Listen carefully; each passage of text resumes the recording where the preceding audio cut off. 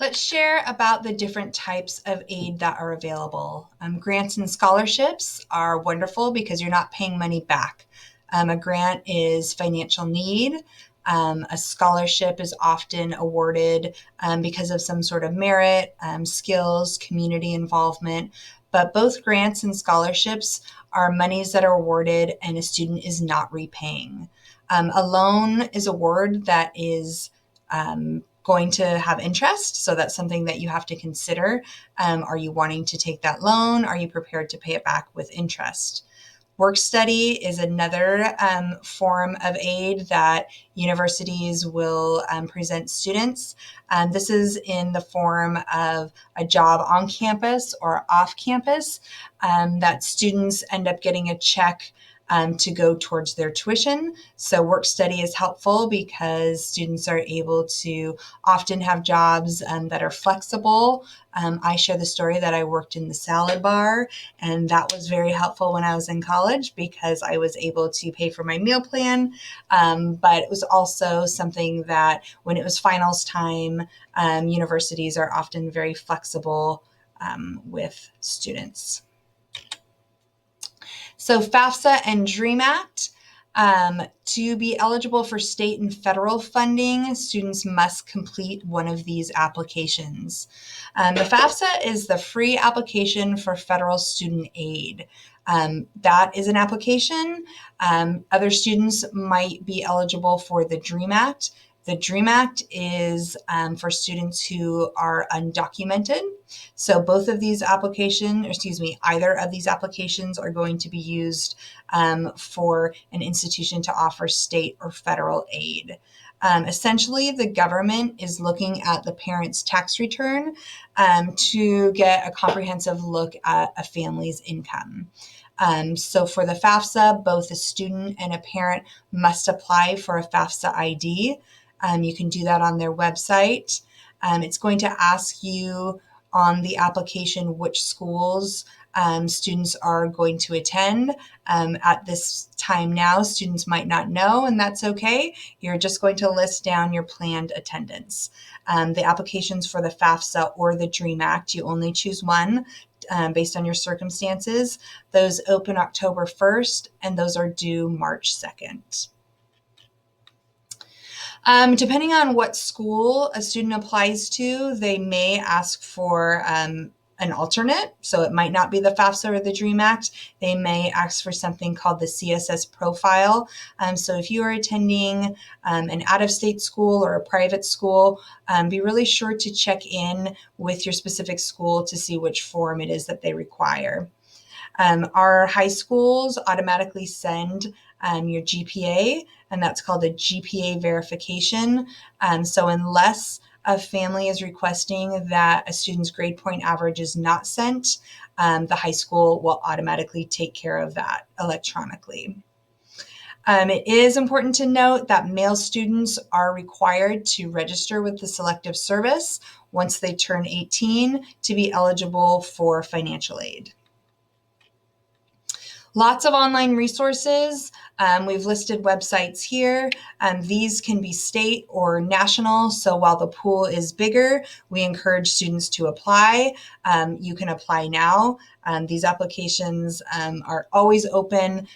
Check on the website. You'll create a profile, something with your specific skill set, and students are able to get a list of scholarships they can apply for. So as I touched on, while it is a big applicant pool, somebody has to be awarded. So why not you? We encourage our students to try.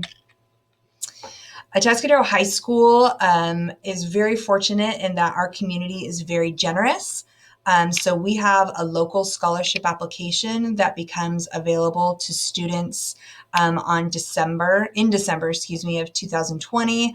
That deadline will be March, the very beginning of March. So hold tight for now, but families, please make note that the Atascadero local scholarship application is completed. And from that application, students are put in a candidate pool of many different organizations. Last year, our senior class at Atascadero High School was awarded over $140,000 just to our graduating senior class for students who applied.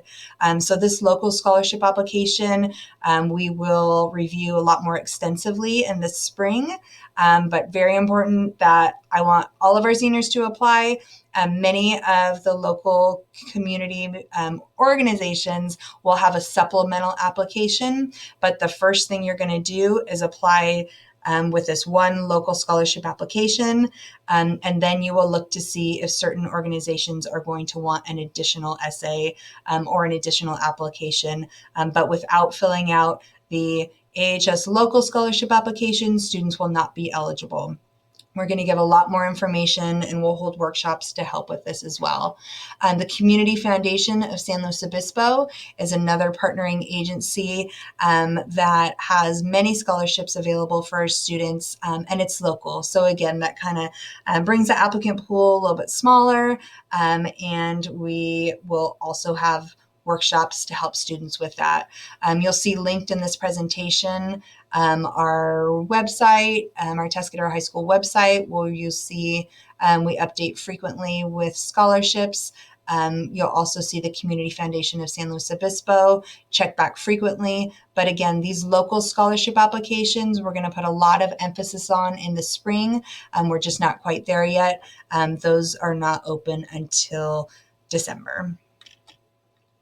Other opportunities to find money for students, kind of thinking outside of the box.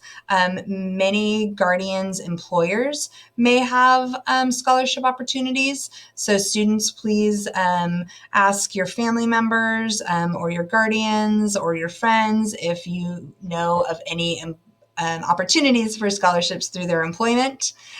Some examples of local nonprofits would be PG&E has a scholarship opportunity.